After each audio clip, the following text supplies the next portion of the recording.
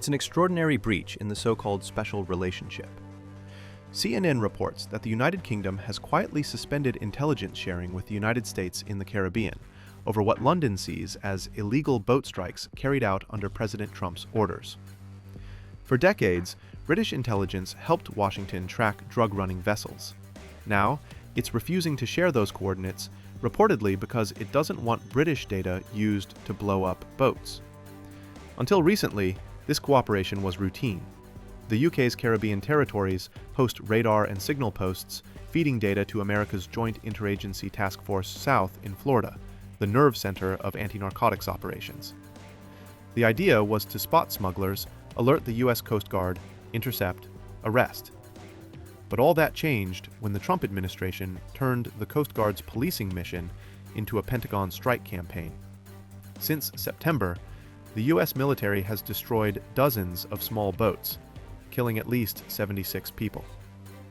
Critics say that the actions amount to extrajudicial killings. According to CNN, British officials now believe those strikes breach international law. The UN human rights chief, Volker Turk, last month called the strikes extrajudicial killings, and sources told CNN that London agrees. The pause in intelligence sharing began quietly a month ago, a move that underscores just how uneasy even Washington's closest ally has become.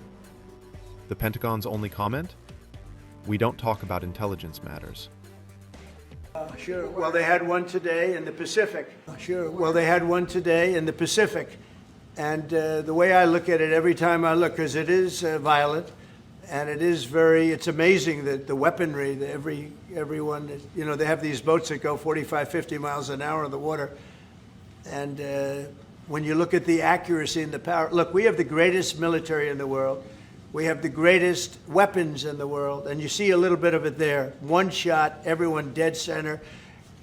And the only way you can't feel bad about it is you realize that you won't feel badly about it, is you realize that every time you see that happen, you're saving 25,000 American lives.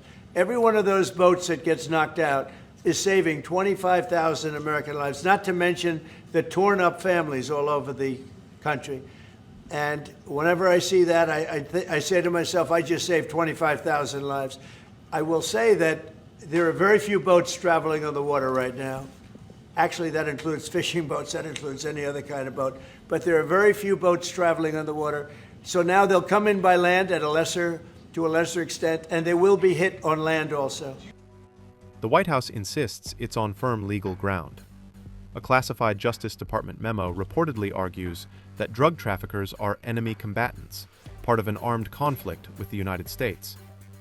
Trump has even designated several cartels as foreign terrorist organizations, claiming that gives the military authority to strike preemptively. 14 semanas de amenaza, que los gringos, que tienen 15 barcos, que tienen 2.600 misiles, que tienen 100 aviones, que ahora viene el avión más grande, perdón, ¿cómo se llama? El portaaviones más grande del mundo llamado General Ford. Que los gringos hagan lo que les dé la gana. Nosotros somos imperturbables y nadie nos va a sacar del camino de producir, trabajar, construir, de la democracia directa y verdadera y de la paz perpetua, bendecida y sagrada de Venezuela. But legal experts say that logic doesn't hold water.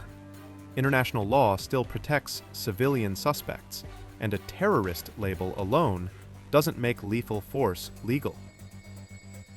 Even within the US military, cracks are showing. CNN reports that Admiral Alvin Holsey, the head of US Southern Command, offered to resign after questioning the legality of the strikes. He leaves in December, just 1 year into the job. But Defense Secretary Pete Hegseth's office denies any internal dissent. Not just UK, neighbor Canada too seems to be edging away.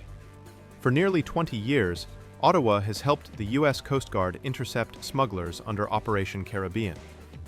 But Canadian officials have drawn a bright red line. Their intelligence must not be used for lethal strikes. Activities under Operation Caribbean are separate and distinct, a Canadian defense spokesperson told Canadian press last month. For Washington, this isn't just a diplomatic hiccup. it's a warning light on the world's most trusted intelligence bridge. If London and Ottawa are pulling cables, others may follow. And for Trump, who often boasts that America's allies trust me more than ever, this episode shows trust can sink just as fast as the boats that his military is blowing up.